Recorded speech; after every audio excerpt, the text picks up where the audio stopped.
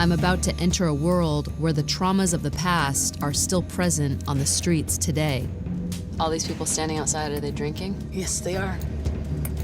The Pine Ridge Indian Reservation in South Dakota has some of the highest rates of alcoholism, suicide, and poverty in the United States.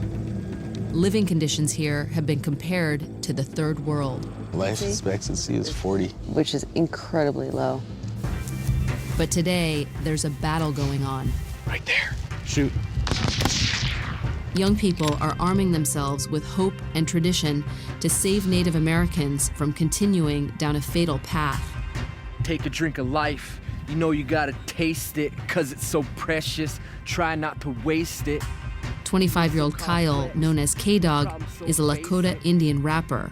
The past is a tattoo. No, you can't erase it. I got friends that I lost because of suicide and drinking and driving. When I put things down in my lyrics, I'm just trying to give people hope. A lot of bleak stories have been told about life on the reservation, but we were challenged to find something different. So many things portrayed about our people, it's always incredibly sad. You might have to go actually do some work to find some positive stuff, but it's there. Tonight, we take you to the Badlands and beyond, where we found America's first people forging a new path for the next generation. I want everybody to know that us Dakota people are proud, strong people. I really do believe that there's a movement happening right now. It feels good to see that because I don't think we're a sad people at all. I think we're an amazing people. America, it can be inspiring and beautiful. It can also be dark and ugly. It's so many things, but it's ours. It's our America.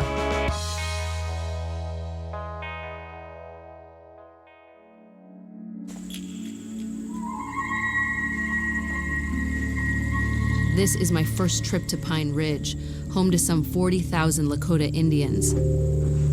Just over 100 years ago, Native Americans were fighting for their land. Now, they're fighting for their future. To understand the stakes, you have to know what life is like here on the reservation. It's a troubled place, impoverished and remote. There are no affordable grocery stores, no movie theaters, no youth centers. In the last few years, teen suicide rates have skyrocketed.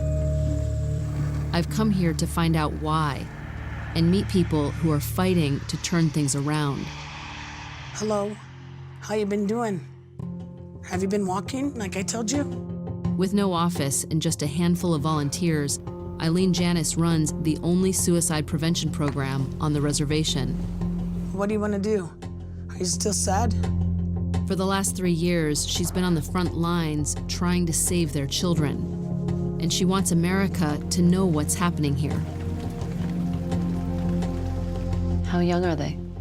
We had a 5-year-old, but the ones that are usually in the evening are from 13, 14, 15. Eileen has 2 sons of her own. It was from their friends that she learned how big the problem actually was. It was just so many calls from the kids. That's how we knew we needed to do something to help them.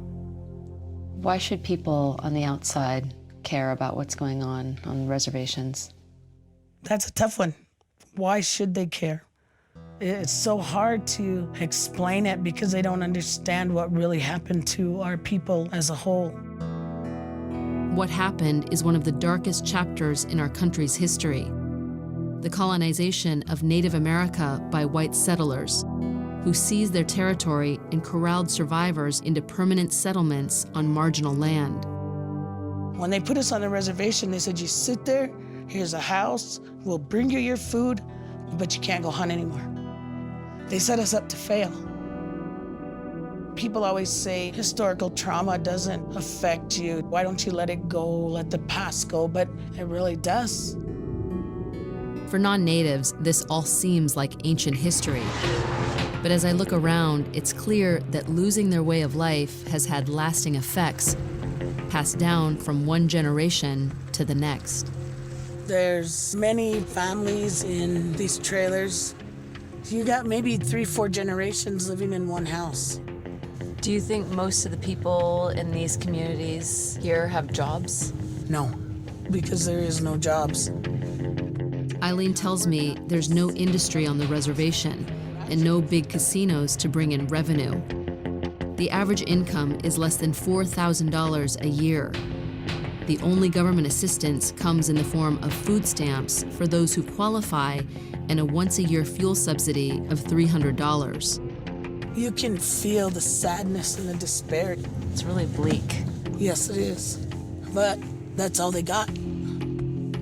I'm beginning to understand what kids here are up against, and Eileen is about to show me it's not just poverty. Something even worse has befallen many of their parents and now the kids themselves.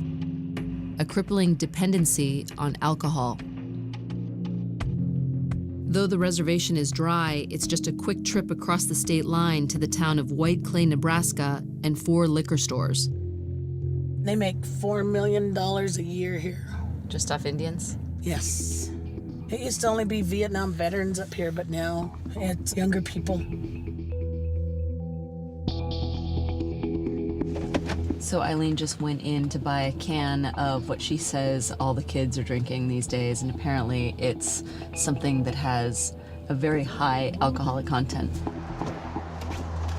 See, it's 12% alcohol. It's like 4 cans of beer in one. So just see what it's doing to our 11 and 12-year-olds. I heard someone say this is what's killing our kids. Do you believe that's true? In Martin, one of the young men that hung himself, these were laying under him. They really don't want to die.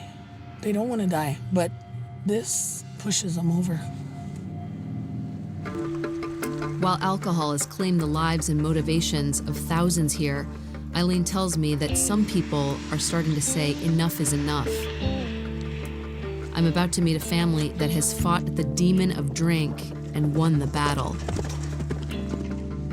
At 13, Masu Mills has entered a vulnerable stage.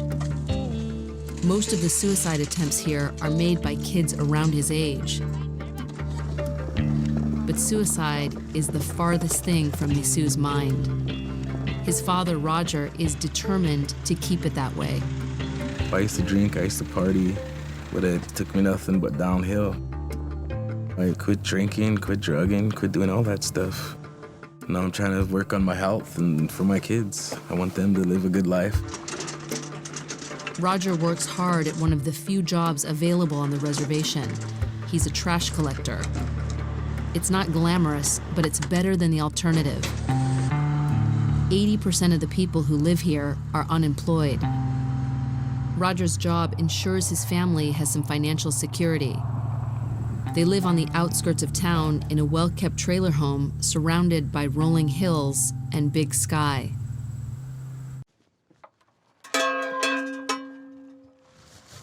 Hello. Hello. You Roger? Yes. Hi, Roger. I'm Lisa. Nice to meet you. Nice to meet you. It's my son, Misu. Hi, Misu. Hi. Nice to meet you. So what are you guys doing today on Sunday? We watch football. It's like everywhere else. Doesn't sound too native. No, Why are you eating kidney so early in the morning? it's for your health. What are the health benefits to For colds, and a lot of the grandmas and stuff eat it all the time. So this is traditional. Yeah, it's a traditional food. You gonna eat it with me? Yeah, I'll eat a piece. I'll eat a big piece. At 36 years old, anywhere else in America, Roger would be considered young, but not here in Pine Ridge. The average age for a male around here is like 40. Life expectancy? Life expectancy is 40. Yeah. Which is incredibly low. Yeah. And I got friends that we all joke around about it. Oh, you know, it's 40's coming around the corner. And it's almost here. What do you think? Think you're gonna make it? How many friends do you think you've lost to alcohol? Whew, it's quite a bit. Why do you think it is? Like, why are there so many alcoholics on this reservation? There ain't nothing here. I know you see all this beautiful land, but there really ain't much to do if you ain't got nothing to do it with. When he was 18, Roger thought he could make a better life for himself off the reservation. Moved to the city, worked up there, and started hanging out with the gangs and running around. But it's hard to adapt to the city life. Eventually I came home. Everyone comes home. This is where your heart and soul is, right here on the reservation. Roger was 25 when Misu was born, along with a newfound perspective on his own life. I had my kids and my family, and it's time to get to my roots and find out what I really need to do to survive in this world and to make it to live past 40. What do you think of the fact that your dad stopped doing all that stuff for you guys? Good, because if he didn't, he'd probably still be drinking and it wouldn't make me feel right. Do you see a lot of kids your age who are already getting into alcohol? I know some of the kids that drink do bad stuff. And where are their parents? Partying. You feel lucky that you have a dad who's doing the right thing? Yeah. I'm glad he's doing the right thing. Because I love him and he loves me. In Lakota culture, at 13, Misu has crossed over from boy to man. Roger has taught him to have pride in his heritage, so he wears his hair long and braided like his ancestors did. Cut me some little strips then, bro. Today is a big day for Misu. He'll be competing this afternoon, and Roger is his wingman, helping him prep the elaborate outfit he'll wear in front of thousands of spectators. One of these days, you're gonna have to do this all by yourself. Think you can handle that?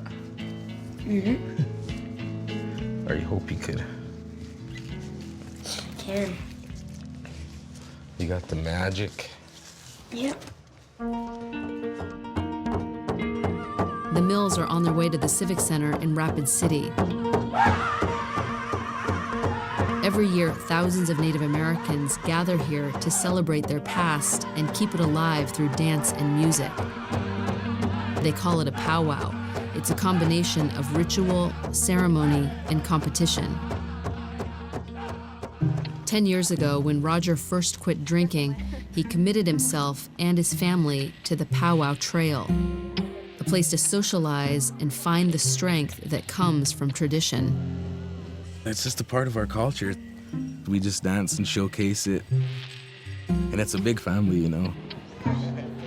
The Mills will spend the entire weekend here together. Hey, you ready? Misu will be performing in front of the crowds, and even though she's only 4 years old, so will his little sister, Maya. When I put them clothes on, I become different. I don't know, I'm like dancing for people and just showing off my talent.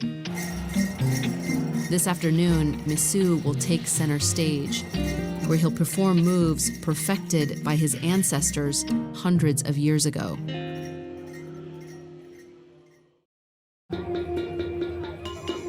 The Powwow Trail can be a haven for young people, a way to connect with something bigger than themselves. But it takes strong family support, and not every kid has that in Pine Ridge. Too few have found a healthy distraction from despair, and too often they give up. A teenager in Pine Ridge is 3 times as likely to take their own life as anywhere else in America. There are more suicides in this community than anywhere else in the country, and a lot of them are very young. Why do you think that number is so high here? Hopelessness. Because when I was younger, I tried too. I just thought it was the end of the world. I have nothing to live for. Today, it's easy for 52-year-old Lonnie Poirier, a native of Pine Ridge, to recognize the signs of a troubled childhood.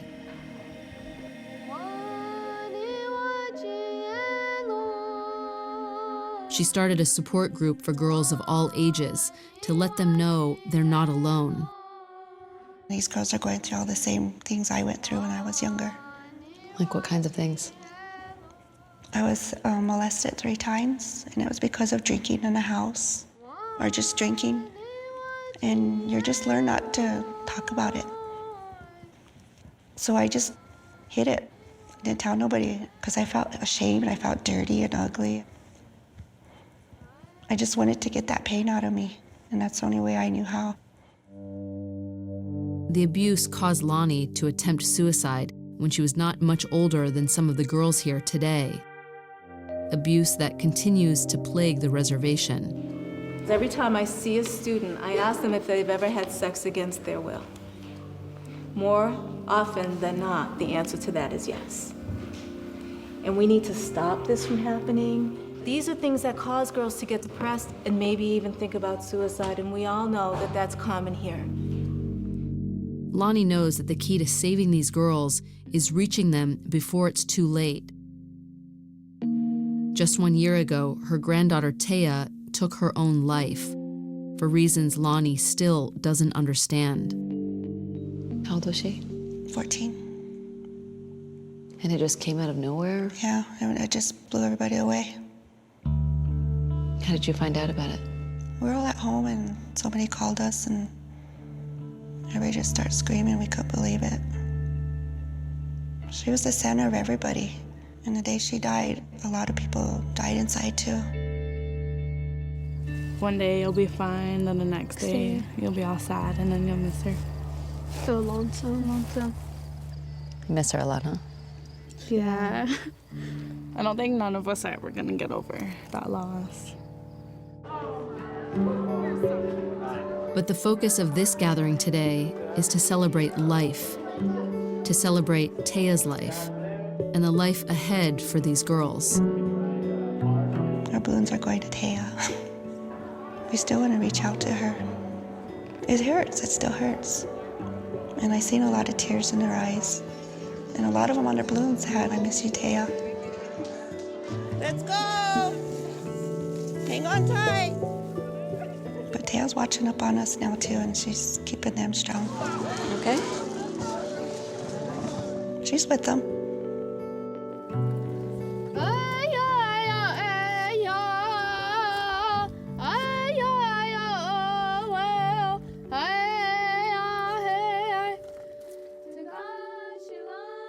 As I look around, it's impossible for me to imagine how hard it must be to lose loved ones with such regularity.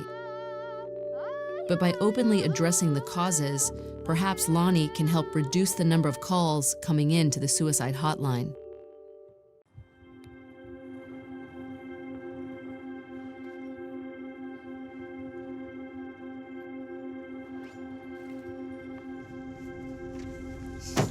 And is this the little girl here?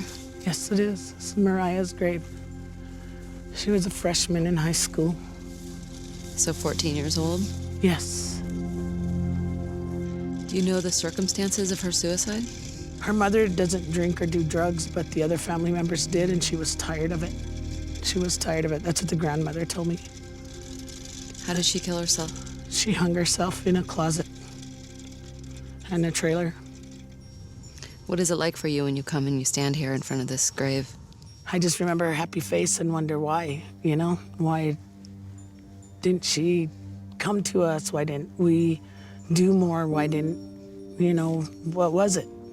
It's so hard now that it's hard for me to go to funerals and wakes to pay my respects to anybody because there was just so much in them. You always think, what could they have done? What would they have been? Maybe she would have been a Congress lady. Maybe she would have been a doctor. Maybe she would have brought us out or had a good idea of how to help the others, you know? You always wonder. It could be a lot of pressure that you are the only person a lot of these kids feel they can reach out to, and most of them, I assume, don't even know you. I sat myself down many times saying, what am I doing? Is it really gonna make a difference? But Tinkashila made me big and strong so that I can handle whatever I had to. And he put all this in my way so I can do it. And that's what helps, knowing that he was thinking about me before I was born. Tinkashila. Tinkashila. That's grandfather, creator. I'll do whatever it takes to make them want to live, to give them hope.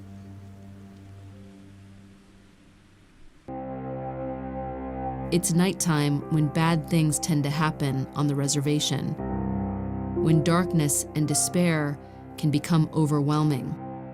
Every night, somebody out there's getting a call from somebody who wants to die. Sometimes you get 3, 4 a night.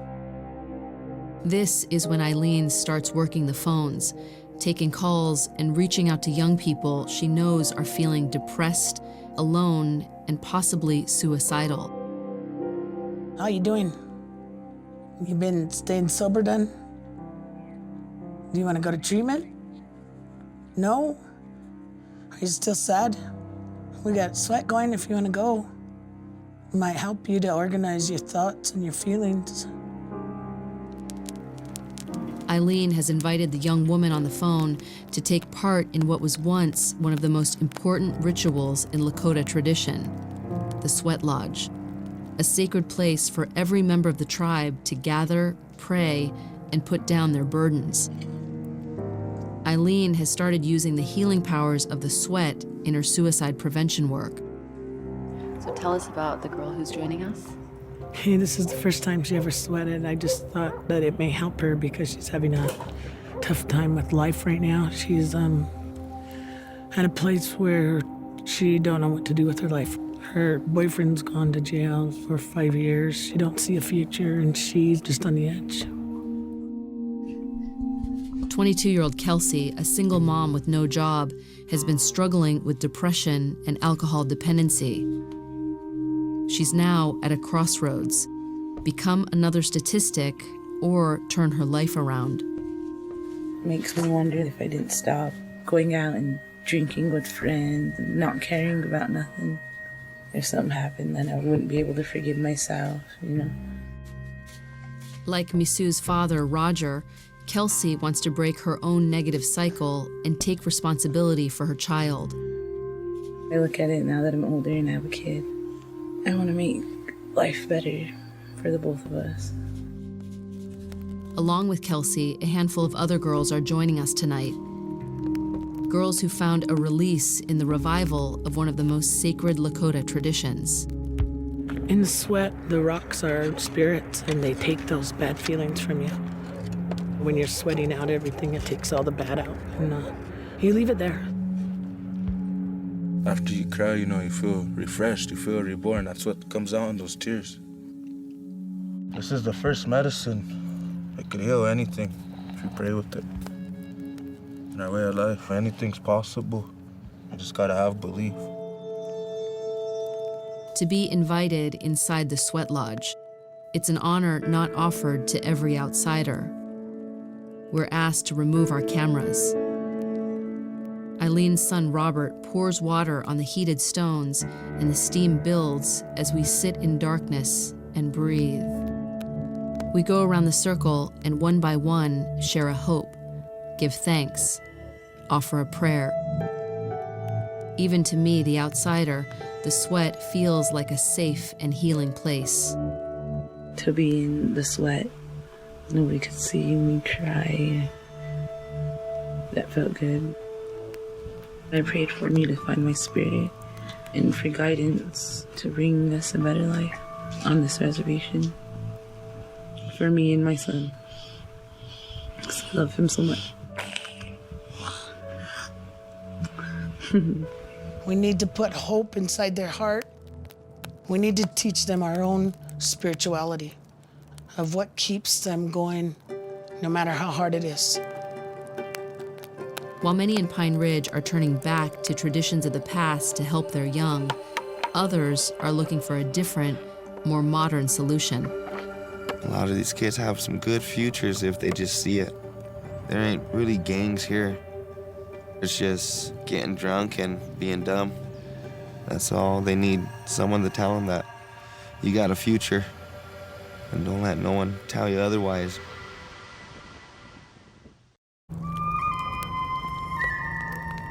For the past few months, 23-year-old Joe Mesteth has been camping at a construction site, guarding his vision for the future as it takes shape around him. For the first time in a long time, something new is being built on the Pine Ridge Reservation. A professional quality skateboard park. skateboarding is going to be something different here on the res, big time.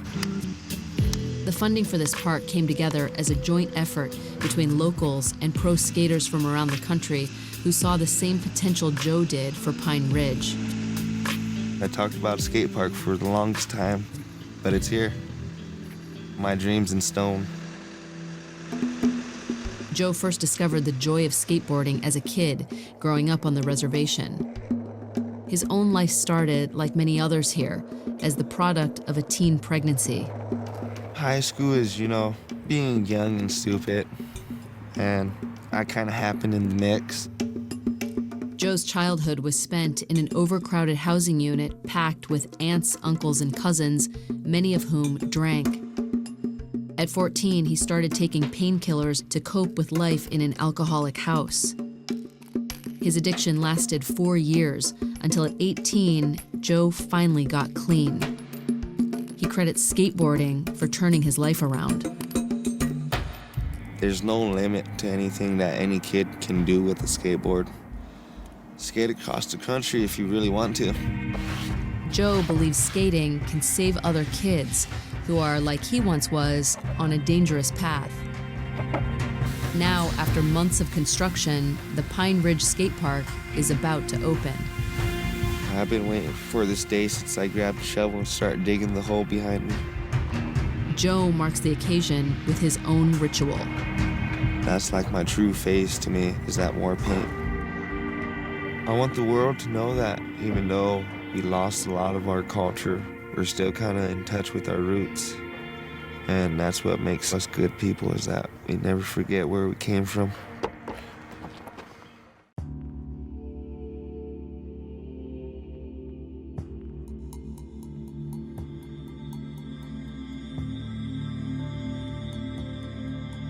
In a Sundance, the Lakota ritual is to give flesh, so that way good things will fall upon those that need it. You don't eat or drink nothing for 4 days, and you just dance. Pray your hardest that God will, help the world. This skate park right here is gonna be my Sundance. This is where I'm gonna give flesh, and this is where I'm gonna starve and be thirsty. I'm gonna be following the sun as soon as it comes up all the way down. That's how much the skate park really means to me. I'm relating it to my own culture. This is my Sundance, the Pine Ridge Skate Park.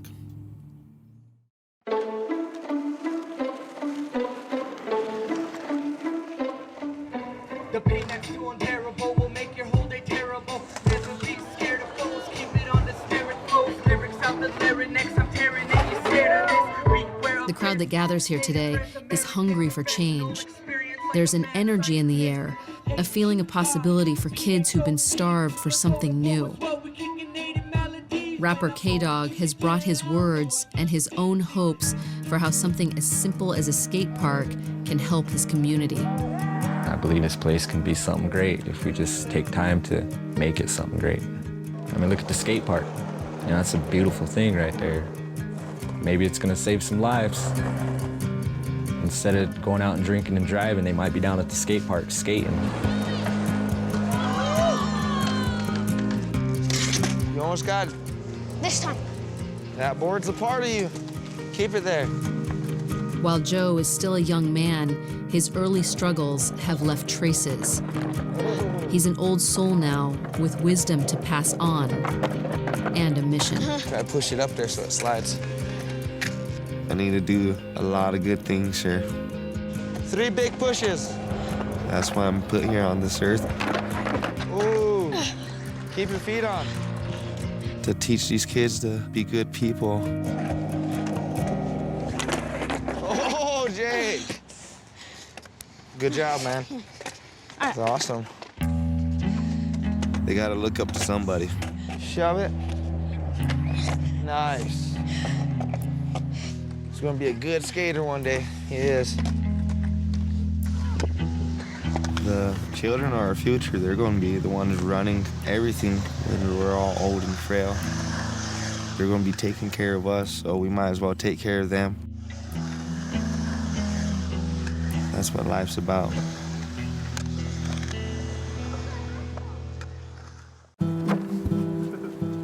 Halfway across the state, on another reservation, 5 boys are on the road to manhood. Hold it against her. There you go, right there. Center it. They come from a tribe called Ihuntwa. Allies of the Lakota, they share a language and traditions.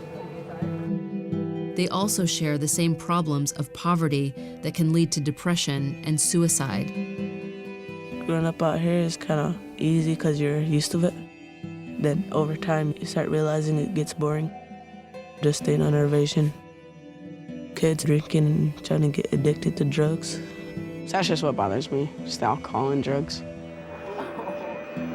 I just stay home, watch TV, and play video games. 13-year-old Aryan Iron Elk has never held a real gun before. But this weekend, he's going to learn one of the basic arts of survival, how to put food on the table. There's a lot of responsibility in this. They're about to do something where they're going to take a life. And it's not something to be taken lightly. It's a brave thing for them to do. Leading the trip is Kip Spotted Eagle, an 8th grade cultural studies teacher. Kip believes the key to helping these boys become strong men lies in the old ways of self-reliance that once sustained their ancestors. Learning how to hunt, it's a big part of our culture. It's been going on for thousands of years, and it's neat that it's still happening. Arian's father, Armando, has encouraged his son to take this trip as a step in the right direction, not just for himself, but for the whole family. Armando used to be a star basketball player. Today, he's crippled and fighting for his life. Lost a limb. Half my toes on the other side. High blood pressure. Now I'm on dialysis. And it's tough. Only a couple months here, you got to go to Sioux Falls, try to get a transplant. High rates of diabetes are another fact of life on South Dakota's reservations, a legacy of decades of processed food supplied by a government that killed off their buffalo. Canned beef, canned chicken, canned pork. You know, basic stuff that we had to adapt to. If we went back to our old way of our diet, then we wouldn't be in so much of a health crisis now. Healthy foods are hard to find in stores out here, and expensive when you do. Armando hopes Arian can supplement the family's diet with fresh game. It's an idea that's growing among Native peoples, to eat the way they did before they were put on the reservations, to be nourished by animals that lived good lives. Learning about lean meat that's going to come from the deer when they eat it, they're doing a service to their family by doing this. This is the Wode, and that means to hunt. And we're going to ask the Deer Nation to help us, to help our families, because these relatives, they have a huge will to live, and you're going to learn that. Ultimately, what you're doing for the first time, you're going to be bringing home groceries to your family. You know, mom and dad, they always bring home food for you, right? So this is the first time you're taking the role as a provider. Kip is trying to guide these boys the way he was raised. His mother taught Kip to embrace tradition, but she also encouraged his education. Kip graduated from college in Kansas, then came back to the reservation to become a teacher and mentor, to help better the lives of the next generation. It's a big step. You could be Xboxing it up right now, you know, or running around smiling at girls. But what you guys did was you made a choice to come out and start walking on a road to becoming a man. Because that's what we need in our community. We need more men standing up and saying what's right. And you guys are on that path.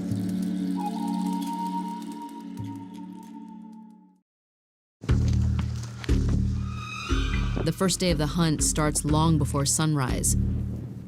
Kip and the boys head out into country that has been in their tribe's history for many generations.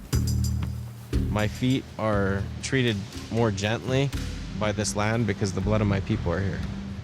Everything of who I am is here. And every one of those boys, it's gonna greet them. It's gonna like, oh, I'm so glad that you've come. We've been waiting for you. Let's keep our eyes on this draw over here. Those deer, what they'll do is they'll run up this creek. We're gonna set there and they're gonna walk up the draw. I'll tell you guys when to shoot and how far everything is and all that other stuff. For most of these boys, like 15-year-old Shane, this is their first time hunting. We're sitting on the side of the hill. We wait there for about like an hour and a half. Nothing else coming.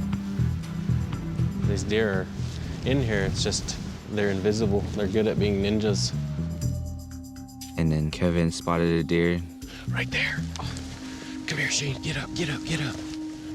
He told us to get down. Crawl, crawl, crawl. Wait till it comes out from behind the tree. I don't know why that deer stood there for a long time. I thought I was gonna miss or shoot too high or too low.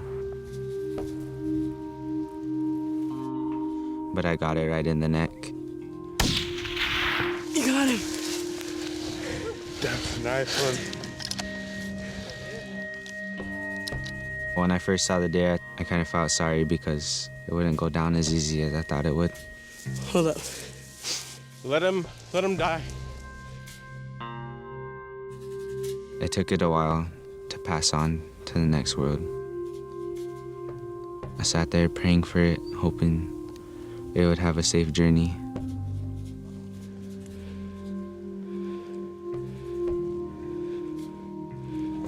There he went. Because it gave its life up for us, for my family. In Lakota tradition, a young man's first kill is a sacred rite of passage, a milestone on the road to manhood. 1, 2, 3. It's not just the fact that they're learning how to hunt, but they're taking teachings and they're going to be giving it to their kids and their grandkids. And so that's a revolution. Tied to it, it's seeing their self-worth, because they're worth more than anything. Representing the Apache! At the Civic Center in Rapid City, it's competition time. Mizzou Mills is just moments away from taking the floor. It's a familiar stage. He's been performing here since he was only 3 years old. I learned how to dance by watching the people I look up to, and I've been dancing since I could walk. Dancing is a part of being Native American. When that drum beats, that's just like your heartbeat. I feel powerful. I feel strong. There's nothing like it. You just feel like you're thunder. When I'm dancing, I feel like I'm on air, on the clouds. Dance is story. And you're telling your story. That's who you are. When you're out here dancing, the past is with you from ages back. We've been here for thousands of years. I'm preserving something for the older ones, what they fought for. All right, Teen Boys Grass, come on into the arena and we're gonna go to the Badlands for that song. What do you think people feel when they watch you? They feel greatness because they know I'm dancing for them. He's kind of this little warrior out there, isn't he? He's a warrior within, I'll tell you that. Contest song, please. Once you hear that drum starts beating, people start singing. It's on, it's just like a switch turned on. He tears it up out there and puts tears in my eyes just about every time. He told me before, he said, I don't even know what happens out there, Dad, it just happens. It just comes to you and you do that move, And while you're doing that movie, just thinking of the next one and just keeps going. I'm fast because I'm just making sure everyone gets to see me so they know that I'm dancing for them. Missu will be judged by his footwork and his style and his ability to keep time to the drums.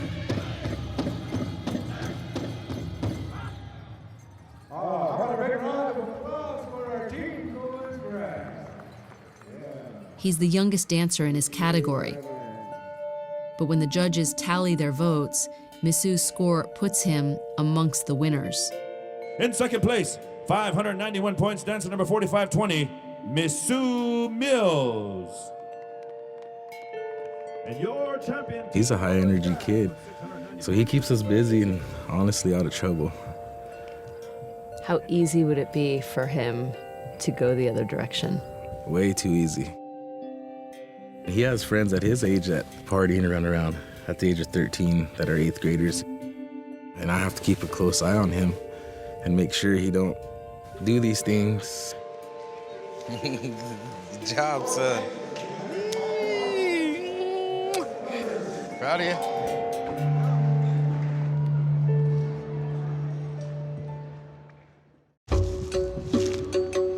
Back on the hunt, a long day is winding down. After the morning's kill, the deer have been scarce. But Kip is using the time for another lesson. In this day and age, everything is loud. And I don't think we ever truly take time to sit somewhere and be quiet. When I sit and I wait for a deer, it's like a meditation for me, mixed with prayer, because I'm sitting there hoping that something will happen that's good, but I'm also letting things go. It seems like the day will end without another shot being fired. But then, a deer walks out of the darkness. Right there. You guys count to 3 and shoot. Hey, Aisha, get up even with us. You're gonna hurt us. Okay, get ready. I'm gonna whistle. Shoot.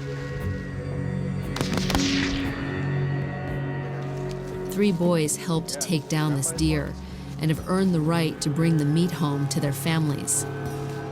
One of them is Armando's son, Arian. Oh man, that's our first deer.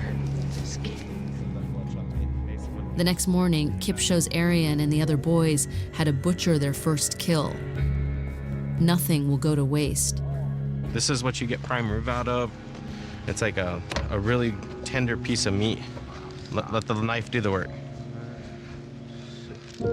There you go. For a shy kid with no experience in the wild, Arian has accomplished something even his father didn't think he would do on his first hunt.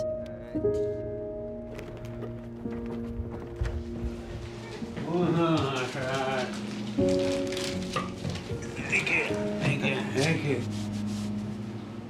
After the wife told me that he got his first kill, I couldn't jump, but I think I jumped probably about that far off the ground. I used to have about a 38, 40-inch vertical leap, and now I can only jump probably about that high off of one leg. But, you know, I mean, I'm really happy that he did that. I appreciate it. Happy for you. He never really understood the native lifestyle until now. It's something that's going to be with him for the rest of his life. It makes my heart feel really good. Back at Roger Mills' house, a special group is gathering. These are Roger's drumming buddies, guys who have supported each other through the good times and bad. Tonight, Missu is taking a seat in the circle next to his father. The next generation learning from the one that came before. From everything I've witnessed, it seems that this is the key to survival here. Staying connected to your roots. Reviving traditions of the past to make a better future for your children. I tell those boys that they're a walking prayer because their great-great-grandfather didn't know if they were going to become come to fruition. They didn't know that they were going to be born because of how horrible things were, but they're here. You know, they need to know that. If I don't tell them that, I don't think anybody in the city will. It just comes back to building them up, letting them know who they are, be proud of it. They all have a future ahead of them. I want to see them go to college. I want these kids to go far. And I have confidence they all are. They're powerful girls here today. The kids I've met on this journey are the descendants of America's first people. And while their lives here have been hard, one thing is clear. They are tired of being part of a sad story and are ready for a new one. In the future, I want to be someone everybody looks up to, a positive man. I want them to know that we're not all crazy and what they see on TV or in some kind of movie. I want them to see good in us. I want the world to know that we're here and we've always been here. What I want them to know is keep tribes that you know alive so the Native American people could grow so we don't have to die.